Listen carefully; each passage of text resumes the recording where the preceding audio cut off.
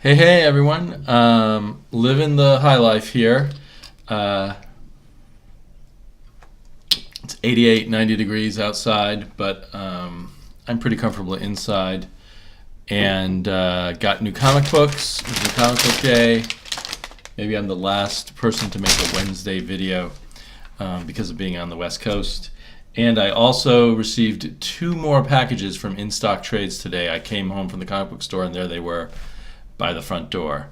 So here, this will help. So I'll start with the new comic books. I actually didn't get that many comic books, which is probably a good thing given all the trades flooding in and given the that I didn't have time this week to read last week's comics because I had a guest in town and we spent 5 days hanging out, going to the blues festival, drifting around town, going to bars, trying out different beers. So anyway, that was good. Got a bit of a sunburn. But now back to regular life. So I got, oh, okay. I thought it was the final issue. Skyborn number 4 of 5. And this is weird. The first 3 issues came out bang, bang, bang. And now it feels like it's been a half a year, 8 months, 9 months since the last issue. And I don't remember much. I think he was fighting giant monsters and he's immortal, something like that. I'm not sure if it has something to do with some relative of his or Merlin. Yeah. So yeah, I'll have to get up to speed on this, it's a bit annoying that it took so long. I'm not sure what Frank Cho was up to that he couldn't finish it. Especially when you're doing like a 5-issue miniseries, I'm almost surprised they don't do the whole thing first. And speaking of that, here's the oversized final issue 5 of Jupiter's Legacy 2, which is also, I want to say 4 or 5 months late. Does that sound right? And they bragged how this time they had Frank quietly finish the series before they started publishing. But they must have had him finish the first 4 issues and not the 5th issue because this took him a long time to draw. And certainly Frank quietly is worth waiting for. But I do think the idea, if they can afford to pay him an advance to have him finish up a block of issues first is a very good idea because it just story-wise, as much as his art is great, just story-wise, it's going to be hard to get back into remembering what was going on in Jupiter's Legacy. I guess there were some counter rebels or whatever to trying to end the rebellion of the previous rebellion from Jupiter's Legacy issue or volume 1. Deathstroke Defiance. This is a cool cover. First issue of a bold new era. It looks like Deathstroke's leading a team of teenagers. So that looks fun. I'm still many issues behind on Deathstroke. Maybe now is the time for me to catch up. I'm a few issues behind on Shade the Changing Girl. That's a very interesting and daring cover, I'd say. So I'm psyched for this. I hope this isn't a variant cover.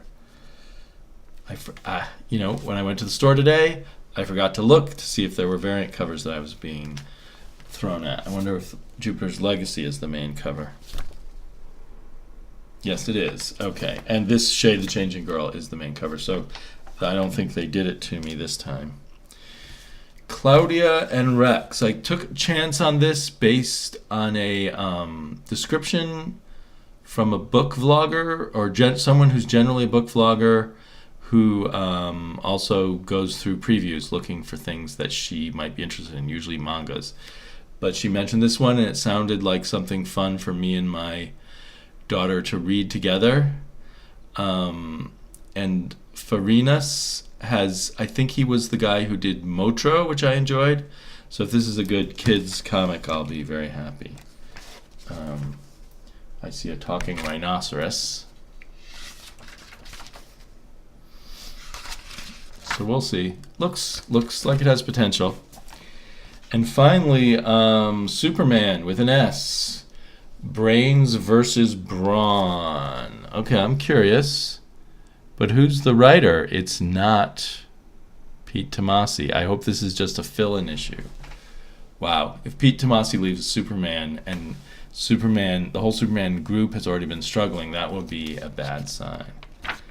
Morecki or Moresi is a name that's familiar to me, but not enough like that I remember really loving something he wrote. I don't remember what he wrote. So this could be... The art has annoyed me already, just glancing at the way people's facial expressions are. Maybe I'll get used to that. Bummer. What happened in the last issue of Superman was number 25, where they wrapped up the previous storyline. Hopefully the main team is just taking a break. That would really suck if they're not. And then I grabbed a Black Mask comic that they had laying around. And I think they have, this is issue 1, I think they have issue 2 and 3, so if I read this in the next day or two and really like it, I might run back to the store and grab the other issues. I kind of liked the look of the logo.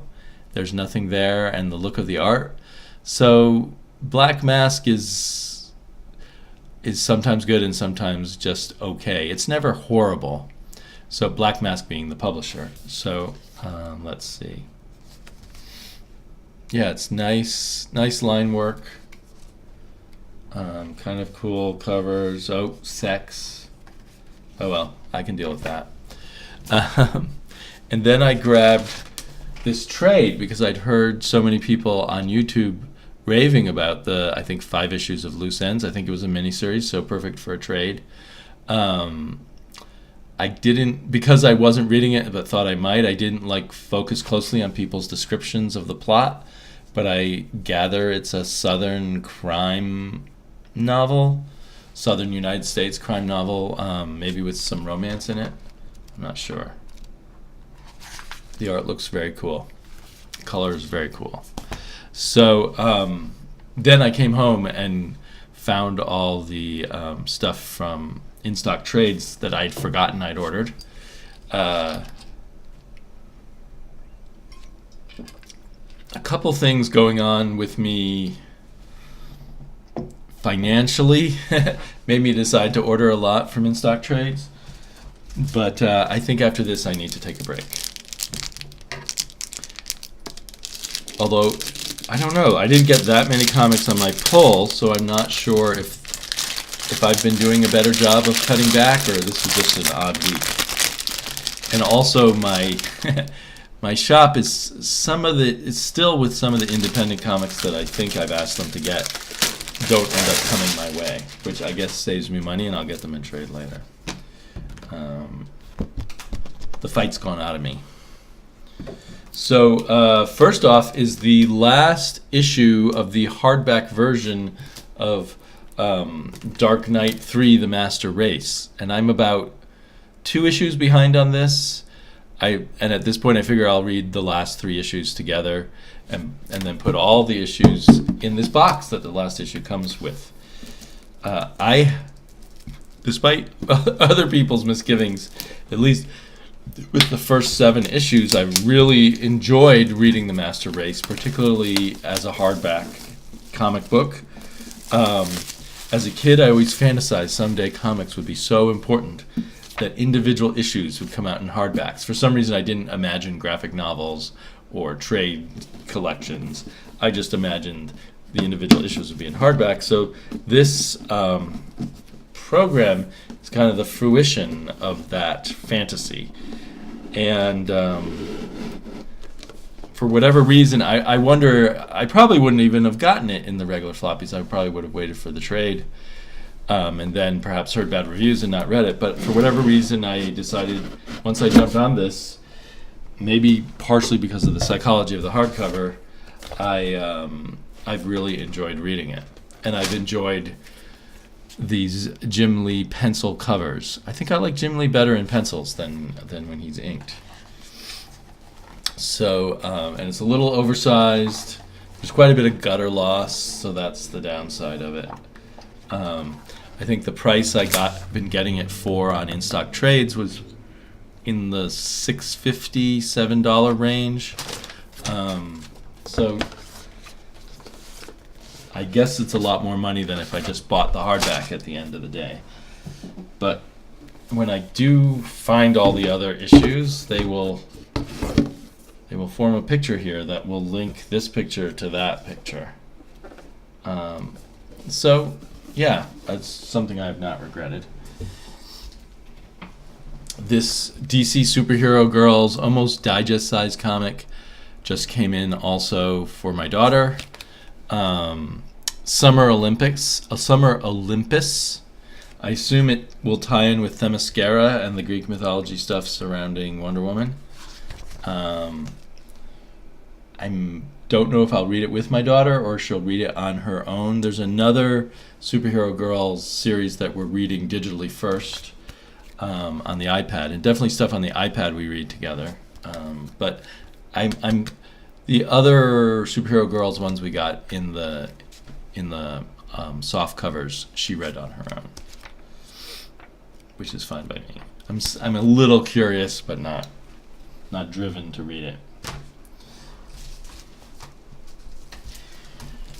Then I got 2 hardback Astro Cities, and I had started with the Vertigo Astro City, and then decided I preferred to read it in collected. For some reason, I've always previously read Astro City collected, and I just sort of decided I wanted to continue that. I'm not sure if both of these, they're both Vertigo. I'm not sure if both of these are part of the current series, but at least one of them is. And I've got about now 4 Astro City hardbacks to catch up on. And then this, I don't know much about, but I saw that it was Ed Brubaker and Sean Phillips. It's in fact Ed Brubaker, Michael Lark, and Sean Phillips. So I think Sean Phillips may be the inker or a second penciler. It's called Scene of the Crime. So, and it says it's been out of print for 10 years, so it's an older Brubaker crime comic. And I'm lusting for more Brubaker and Sean Phillips, so that's why I grabbed this when I saw it, or ordered it when I saw it. And then the biggest purchase of all of these is Captain America Omnibus Volume 1, which, let's see, it's very thick. It's well over 700. It's 800 and I can't even find the last page. Anyway, so in the area of 850 pages. Usually the binding is very good on Marvel omnibuses. They lay nice and flat. Not that it matters quite as much with this older material, which never goes into the gutter, but still it's nice to have it in quality. I like having these old comics on slick paper, because sometimes the lettering will have faded. I also like the slightly bigger format. I love Jack Kirby's Silver Age Captain America, and I think this is all of Jack Kirby's Silver Age Captain America, plus the 3 issues that Jim Steranko did. And then I think the next volume will have the Gene Colan Captain America along with some Sal Buscema. I might get that, and I definitely should have on my radar getting the Bronze Age Captain America that Jack Kirby did. Although in my memory that's less satisfying than this stuff. Kirby stuff is amazing, but somehow, maybe just because of its rarity, the Steranko, the 3 issues of Steranko Captain America really pop. I almost wish I think they're going to do an artist edition that include these, so I might go for that. Although I've just said I'm going to try and spend less money for a while. So we'll see.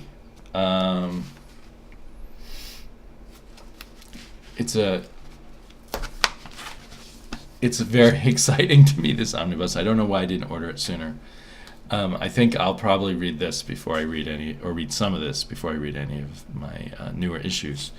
So I think last week I only managed to read 1 comic of the new comics, and that was the Commandy Challenge, where they solved the insolvable problem from last issue. I was okay with the solution, but beyond that, this story's kind of not very memorable. I've already forgot. Oh, it's got the giant Soviet bear.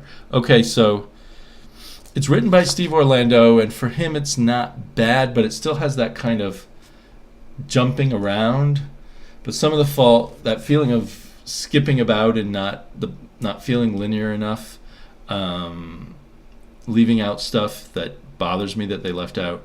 But some of that might be the Philip Tan art, which is a bit on the 90s side. I mean, not horrible, but there was one really cool thing where the city of the bears is coming alive. I'm a sucker for that kind of thing. I hope the next issue makes good use of that, but they probably won't. One example of like the vagueness that bothers me, maybe not from this team, I don't know who to blame, Steve Orlando or the artist, but a major figure is this guy Renzi, who I believe was one of the 3 guys with the Omnitron hearts or whatever they were called that turned into silver in the original Commandy. He was not the main. The main guy was Ben Boxer, but I guess Renzi must have been one of the others. So he's off with Renzi, floating around, and then they get captured by the bears, who want to use Renzi's cyclotronic heart to power their city. This is the only... Renzi is just off in the back. There's Renzi there, that tiny figure. There's Renzi there. You can hardly see him. If I didn't know who he was and what his powers were from my reading of the original Commandy, this would make no sense to me. I don't know if an uninformed reader would know what had happened just here, where he silvered up and sort of saved Commandy that way, although it probably wouldn't have worked. But anyway, that's comics. But he and his cyclotronic heart or whatever are key to this issue, and yet he remains a character that's only in the background or in a confusing picture and is never well explained. And that just seems to me to be the hallmark of of why I don't like Steve Orlando, that he just doesn't explain things well. And his pacing can be off. But who knows, maybe the next creative team will do something great with this giant walking city. Probably not. They'll probably dismiss it within the first few pages and move on to their own story, but I can hope. Here, the final splash page, I won't tell you what's happening here in case you haven't read it yet, but you can't tell what's happening by looking at that picture, what he's falling into, or where it is, or anything. And I'm just guessing from the context of the story what happened and what he's being thrown into.